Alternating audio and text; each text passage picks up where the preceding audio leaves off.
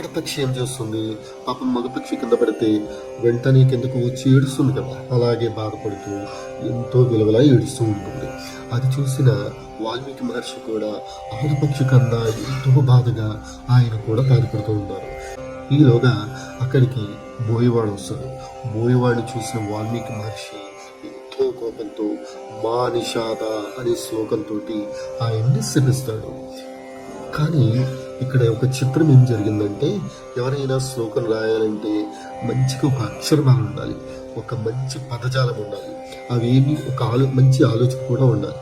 అవేమీ లేకుండా ఆటోమేటిక్గా వాల్మీకి మహర్షి నోటి నుంచి ఒక శాపం ఒక మంచి శ్లోకంగా రావడంతో వాల్మీకి మహర్షి ఒక షాక్లో ఒక డైల్మాలోకి వెళ్ళిపోతారు. ఆయన ఆ శ్లోకం గురించి పదే పదే ఆలోచించడం మొదలు పెడతారు.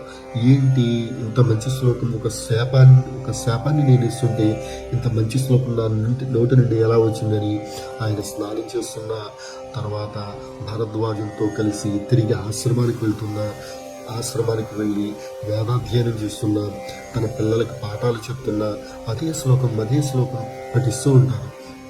ఇట్లా ఎందుకు జరుగుతుందో తెలుసా?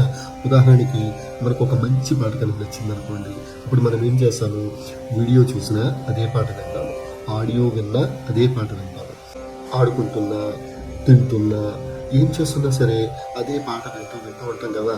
సేమ్ అట్లాగే అనమాట వాల్మీకి మహర్షి కూడా ఇంత మంచి శ్లోకాన్ని పాడుతుంటే తన శిష్యుడైన భరద్వాజుడు కూడా అదే శ్లోకాన్ని గ్రహించి ఆయన కూడా పాడుతూ ఉంటారు.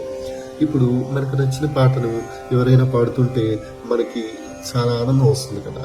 అలాగే వాల్మీకి మహర్షి కూడా భరద్వాజుని చూసి ఎంతో ఆనందిస్తారు.